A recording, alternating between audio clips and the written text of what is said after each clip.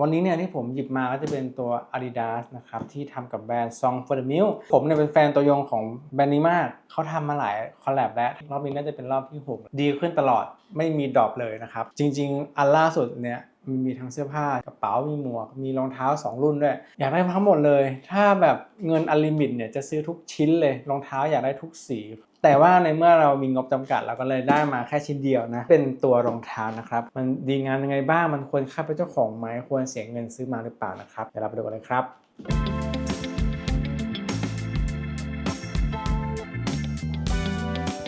แกะกล่องกันก่อนเลยนะครับอันล่าสุดนี้สิ่งที่เขาเปลี่ยนแปลงมาเลยอันแรกเลยนะก็คือกรอบถ้า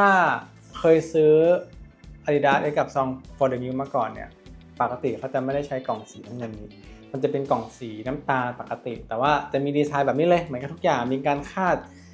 สีดำมีแบรนดิ้งจุดตำแหน่งเหมือนกันหมดเลยแต่รอบนี้เขาเปลี่ยนจากสีน้ำตาลเป็นกล่องสีน้ำเงิน Adidas Original เท่านั้นเองนะครับแต่ซึ่งแกะกล่องมาก็จะมีกระดาษห่อแบรนดิ้ง Song for the Milk เหมือนเดิมนะไม่ได้มีการเปลี่ยนอะไรแล้วก็จากนั้นเราก็จะเจอกับตัวรองเท้าของเราแล้วนะครับ Adidas X Song for the Milk 006 Adizero PR นะครับตัวนี้คลิปนี้อาจจะพูดคำว่าสวยงามเนี่ยบ่อยหน่อยนะเพราะว่าเกินไปทำแบบดีเกินไปเรายิ่งชอบของดีไซน์ดีๆอยู่ก็เลยแบบอยากได้ทั้งหมดเลยมีปัญหามากนะครับตอนเลือกซื้อเนี่ยไปลองเนี่ยคือเลือกไม่ได้มีทั้งหมด3สีมีสีเงินสีดำแล้วก็สีแดงอยากได้หมดเลยเลือกสีไม่ถูกใส่อะไรก็สวยใส่กับอันไหนก็สวยคือสุดท้ายแล้วก็แพ้กับสีขาวเงินนะครับแพ้กับความง่ายในการแต่งตัวก็เลยโดนตัวนี้มาตัว Adidas X กับ Song for the Milk 006 Adizero PR ก็คือเป็นการเอาโมเดล Adizero PR มาทำใหม่นะครับเป็นรองเท้าวิ่งยุควินเทจน่าจะยุค 2000 แล้วนะถ้าผมจะไม่ผิดเป็นรองเท้าโมเดลเก่าแหละแล้วก็มาทำจริงๆตัวที่ไม่ได้คอลแลบ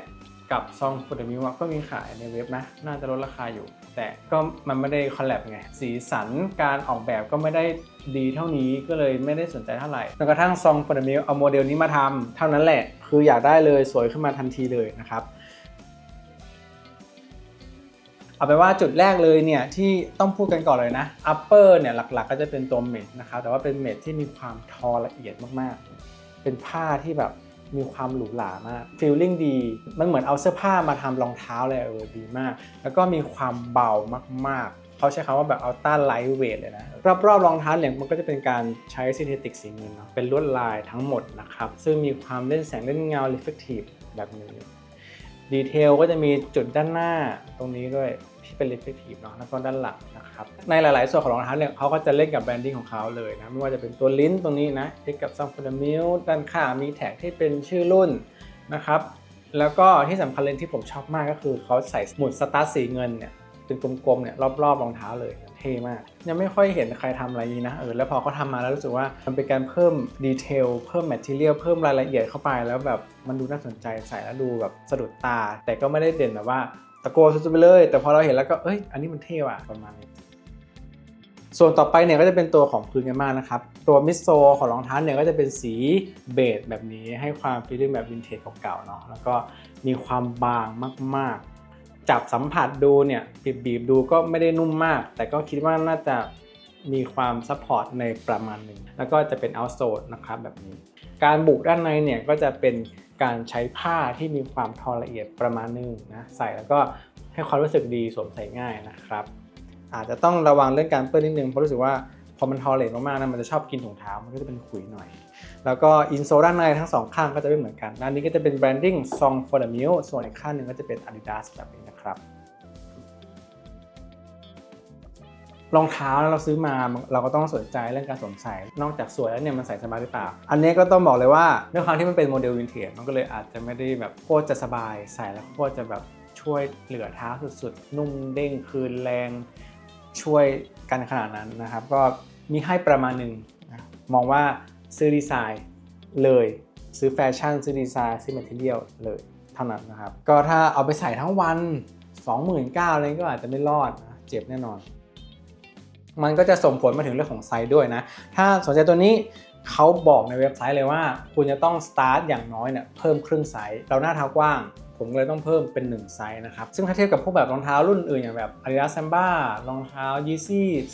360 V2 ป่ะเมื่อก่อนอะไรเงี้ยอันนั้นนะผมเพิ่มมาแล้วครึ่งมันก็จะแบบเป็น10 US แต่พอตัวนี้ผมก็ต้องเพิ่มเป็น 10.5 US ด้านข้างเท้าเนี่ยมันจะบีบแบบต้องเพิ่มนิดนึงนะมันจะได้สบายเท้าแต่ว่าความยาวมันก็ไม่ได้หลุดส้นอะไรนะครับยังใส่ได้อยู่ก็คิดว่าอาจจะต้องเพิ่มไซส์นะทางที่ดีเนี่ยก็ไปลองได้นะครับ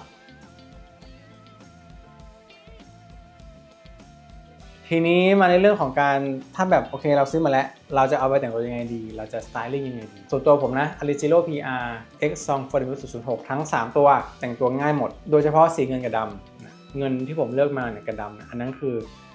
โคตรจะได้ทุกชุดเลยใส่กับอะไรก็ได้กางเกงขาใหญ่กางเกงยีนกางเกงขาสั้นกางเกงสปอร์ตจะสมาร์ทแคชชวลจะเป็นสแลกจะเป็นอะไรคือใส่ได้หมดที่สำคัญคือมันเสริมบุคลิกเสริมลุคด้วยเพราะว่าเฮ้ยนี่มันรองเท้าอะไรกันเนี่ยมันมีการเรื่องสีดีไซน์แปลกๆไม่เหมือนชาวบ้านนี่คุณใส่ของดีเนี่ยเป็นคนยูนิคนะน่าสนใจเพราะฉะนั้นถ้าเรื่องของการแต่งตัวเนี่ยผมคือให้เลยนะครับเต็มที่เรามาสรุปกันดีกว่าว่าตัว Adidas X Song for the Mule Adizero PR ตัวนี้เนี่ยคุ้มค่าคุ้มราคาควรซื้อมาไหมก็ราคาค่าตัวเขาอยู่ที่ 6,000 บาทเรื่องของ Material เนี่ยผมไม่หักเลยมันให้มาแบบครบมากคือเขาให้จัดเต็มเขาไม่กักเลยนะไว้ใจได้เลยเขาให้คุณเต็มที่แล้วเรื่อง Material ดีไซน์ก็ให้เต็มที่เหมือนกันสวยงามทุกจุดนะครับอาจจะมีขอเรื่องการสวมใส่นิดนึงที่รู้สึกว่าด้วยความที่มันเป็นโมเดลที่ไม่ได้แบบช่วยเหลือเท้าเราอะไรขนาดนั้นก็อาจจะต้อง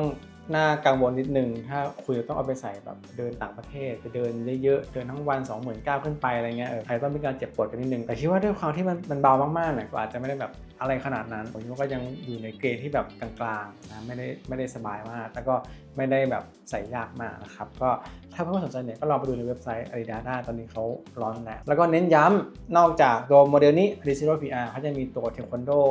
MBI น่าจะเรียกว่า Taekwondo เหมยสวยทั้ง3สีเลยเสื้อผ้าก็ดีมากนะไปไล่ดูได้นะครับถ่ายดูสไตลิ่งดูการแมทชิ่งของเขาผมบอกเลยว่าจะต้องอยากเป็นเจ้าของแน่นอนนะวันนี้การรีวิว Adidas Adizero PR SFTM 006พวกนี้ก็ประมาณนี้นะครับถ้ามีตรงไหนผิดพลาดอยากพูดติชมอยากคอมเมนต์มาได้เลยนะเดี๋ยวผมถ้าผมว่าเดี๋ยวผมตอบให้นะครับสำหรับวันนี้เนี่ยก็ประมาณนี้นะครับก็ขอบคุณมากผมสวัสดีครับบ๊ายบายครับ